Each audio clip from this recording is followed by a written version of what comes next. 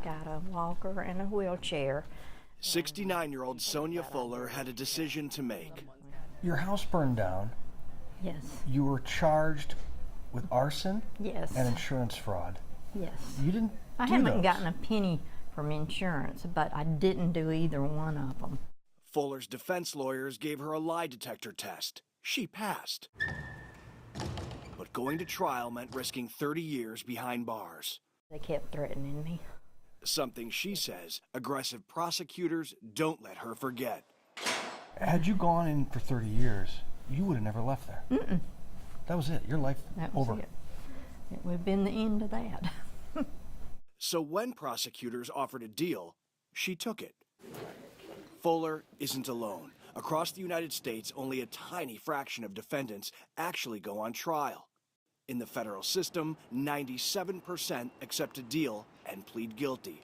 State courts are not far behind, with a plea rate of 90%.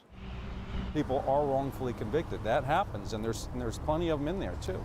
Charles Middlestat has worked as a defense investigator for more than 2 decades. There's not a defense attorney in this country who hasn't at some point stood next to a client and watched them plead guilty to an offense that he or she did not commit as part of a plea deal package. And that's just a fact, and anybody who would dispute that, I would challenge them on that.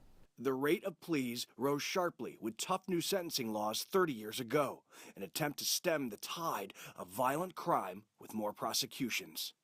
You know, crime rates in the U.S. have been dropping since the 1990s, but caseloads, they have not budged. At this courthouse in Atlanta, business is booming, and the only way to keep up is to resolve as many cases before they go to trial.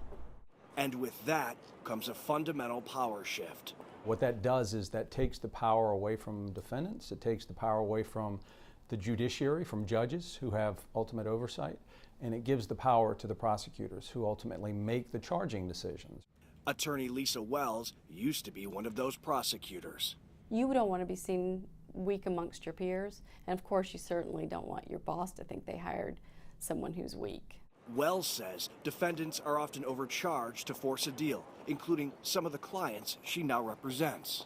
It is so gut-wrenching knowing that they could be convicted, but also not wanting to plead to something that they feel is unfair and they didn't do. We know that there's almost this cost-benefit analysis that takes place with defendants where they don't have a trust in getting a fair shake, and so they make a business decision, essentially. The Association of Assistant U.S. Attorneys, though, says that's an oversimplification. There's a lengthy colloquy between the judge and the defendant with his attorney there, in which he's advised of his full panoply of rights, including the right to go to trial. All of that is to make sure that a defendant is entering the plea knowingly and voluntarily. A sitting federal judge who has not to be named told us judicial review is a sham.